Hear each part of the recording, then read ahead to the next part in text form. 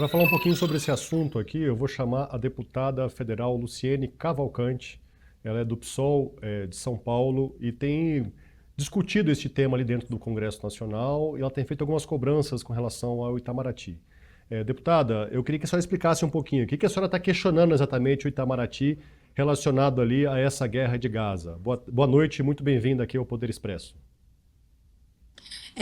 Muito boa noite, muito obrigada pelo convite de estar aqui debatendo uma situação que é uma tragédia humanitária que nos assola, que nos comove. E no último domingo à noite, as imagens de mais um ataque de Netanyahu a um campo de refugiados. A gente está falando de um campo da ONU de refugiados que assassinou 45 pessoas, dentre elas, mais de 20 são crianças, idosos e mulheres, nos moveu mais uma vez a cobrar o Ministério de Relações Exteriores e o próprio presidente Lula para que se manifestasse publicamente com relação a mais esse ataque do governo Netanyahu ao povo palestino.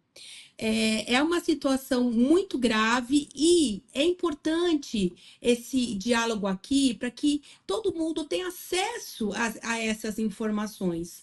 Houve uma ação movida pelo Estado da África do Sul na ONU, houve um julgamento, houve uma decisão da Corte Internacional de Justiça, que é o maior escalão internacional para julgar esse tipo de situação quando envolve disputa entre dois países, dois povos.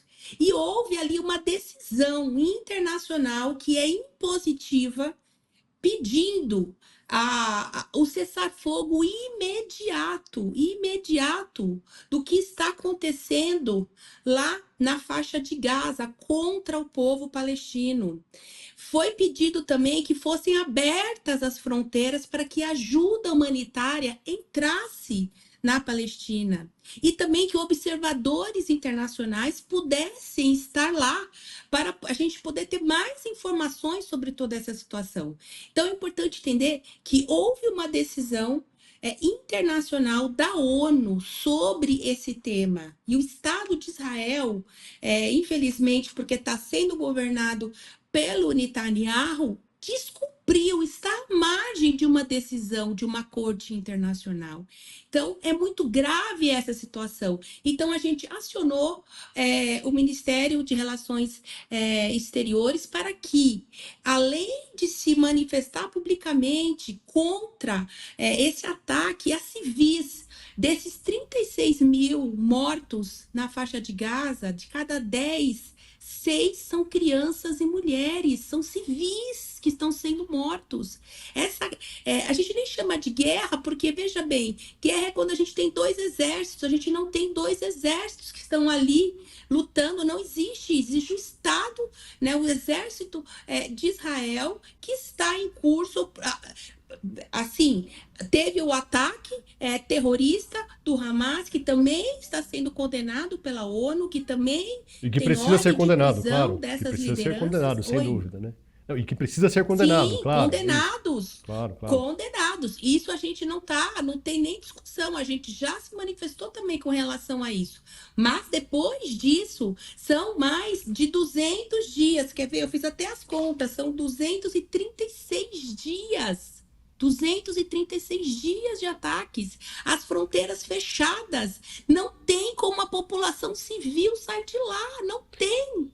São Agora, milhares de pessoas que estão lá sitiadas e agora, sendo deputada, bombardeadas. Oi. a senhora entende que, de alguma maneira, retirar o embaixador de Israel, isso já é uma resposta do governo brasileiro? É uma resposta, mas a gente quer mais. O que Porque vocês a gente esperam está exatamente? falando, Afonso, olha, o Brasil é a nona economia do mundo. O Brasil está caminhando para ser a oitava economia do mundo. Hoje, no mundo, como o mundo está organizado, o poder econômico ele anda junto com o poder político. O Brasil tem um poder de incidência muito maior, muito importante e histórico nessa situação toda. A gente espera que o Estado brasileiro, dentro da ONU, possa se articular, dialogar com as demais nações para que haja, de fato, o cumprimento da decisão da Corte Internacional de Justiça. Houve uma decisão que está sendo descumprida da ONU sobre uma situação de crimes de guerra.